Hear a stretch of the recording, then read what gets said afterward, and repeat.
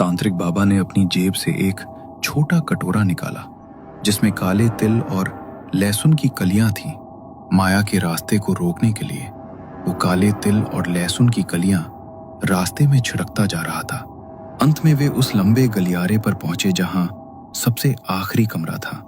वो कमरा जिसकी खिड़कियां हमेशा बंद रहती थीं, जिसकी दीवारें काली हो चुकी थीं और जिसमें सूरज की किरण कभी नहीं पहुंचती थी।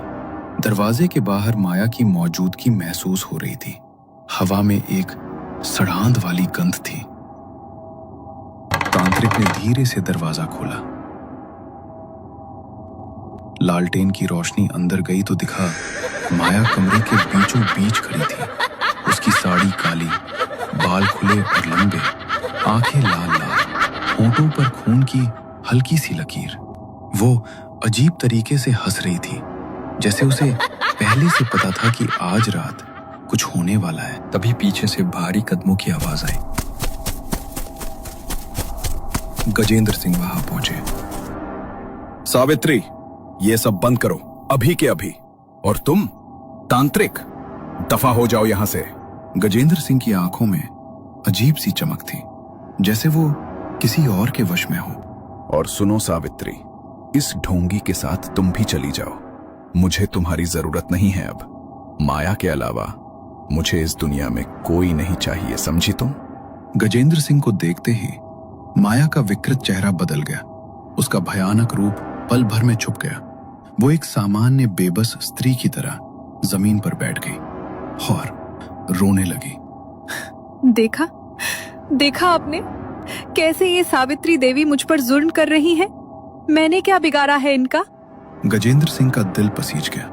वो तेजी से माया की तरफ बढ़े। डरो मत माया, तुम्हें कुछ नहीं होगा। मैं हूं तुम्हारे साथ। मैं देखता हूं इस तांत्रिक को और सावित्री को भी। तभी तांत्रिक आगे बढ़ा। उसने आंखें मूंद लीं और जोर से मंत्रोच्चार शुरू किया। कमरे में हवा अचानक तेज हो गई। पर्दे जोर जोर से उड़ने लगे। दिए कांपने लगे। माया चीखने चिल्लाने लगी। उसका असली रूप सामने आने लगा। लाल जलती आंखें, नोकीले दांत और चेहरे पर एक क्रूर हंसी। नहीं, इसे रोको।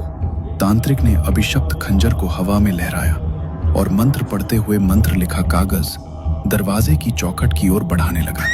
लेकिन उससे पहले ही माया गजेंद्र सिंह पर झपटी। गजेंद्र जी, पीछे हटिए। लेकिन बहुत देर हो चुकी थी। माया ने गजेंद्र सिंह को जकड़ लिया। अपने नोकीले दांत उनके गले में गड़ा दिए और उनका खून चूसने लगी। देखा सावित्री, तू और तेरा ये नया दोस्त ये तांत्रिक मेरा कुछ नहीं बिगाड़ सकता। लेकिन उसी पल तांत्रिक का मंत्रोच्चार पूरा हुआ। उसने मंत्र लिखा कागज दरवाजे की चौखट पर चिपका दिया। कागज पर लिखे मंत्र चमकने लगे। कमरे की दीवारें कांप उठी। एक जोरदार हवा का झोंका आया। नहीं! हवा के उस झोंके के साथ माया जबरदस्ती उस कमरे के अंदर खिंच गई और उसी पल दरवाजा अपने आप जोर से बंद हो गया। तांत्रिक ने बाहर से ताला लगाया और आखिरी मंत्र पढ़कर उस कमरे को हमेशा के लिए सील कर दिया गया। कुछ दिन बाद आर्यन के पिताजी और उसकी माँ छोटे आर्यन को लेकर शहर शिफ्ट हो गए। लेकिन दादी के लिए वो हवेली सिर्फ एक घर नहीं थी, वो उनकी पूरी जिंदगी थी। उस हवेली के साथ सावित्री देवी की अनगिनत यादें जुड़ी हुई थी। इसलिए आर्यन के पापा की लाख कोशिशों के बावजूद दादी ने हवेली छोड़ने से साफ इनकार कर दिया। अम्मा, अब यहाँ रहना ठीक नहीं है। हम सब शहर जा रहे हैं, आप भी हमारे साथ चलिए। नहीं बेटा, इस हवेली में तुम्हारे बाबा की यादें बसी हैं। मैं इस हवेली को छोड़कर कहीं नहीं जाऊंगी।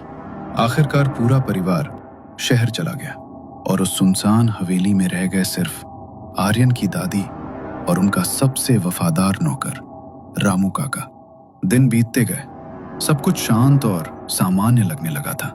लेकिन एक रात जब हवेली गहरी नींद में डूबी हुई थी, तभी अंधेरे में कुछ परछाइयां दबे पांव सरकती हुई अंदर घुस आईं। चोर हवेली में दाखिल हो चुके थे और कीमती सामान की तलाश में इधर उधर भटकने लगे। लगता है ये हवेली बरसों से बंद पड़ी है। आज तो माल ही माल होगा। वो देख, उस कमरे का दरवाजा, उस पर अजीब अजीब निशान बने हैं। अरे डर मत, ये सब पुराने जमाने की डराने वाली बातें हैं। चल खोल इसे। जैसे ही उस कमरे का दरवाजा खुला, हवेली के अंदर की हवा अचानक भारी हो गई। वो वही कमरा था जिसमें सालों से माया पिशाचनी कैद थी। बरसों से भूखी, बरसों से प्यासी माया की आंखों में चमक लौट आई। आखिरकार मुझे मेरा खून मिल गया।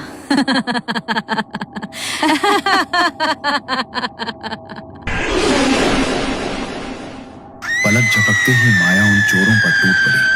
चीखें गूंज उठी और देखते ही देखते माया ने उनका एक एक कतरा खून चूस लिया।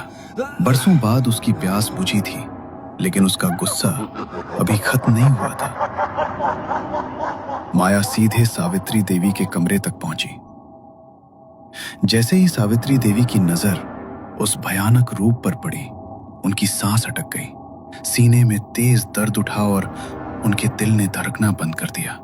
और उसी पल में सावित्री देवी इस दुनिया को छोड़कर हमेशा हमेशा के लिए चली गई।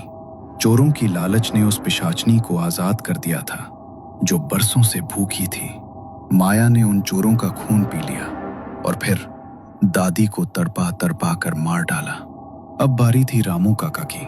मुझे छोड़ दो माया, मुझे मत मारो, मैं तुम्हारे सामने हाथ जोड़ता हूँ। तुझे नहीं मारूंगी, तू मेरे लिए शिकारी कुत्ता बनेगा। तू बाहर से लोगों को इस हवेली में लेकर आएगा और मैं अपनी भूख मिटाऊंगी। अगर एक बार भी मना किया तो तेरी मौत इतनी दर्दनाक होगी कि तू मरने की भीख मांगेगा। रामू काका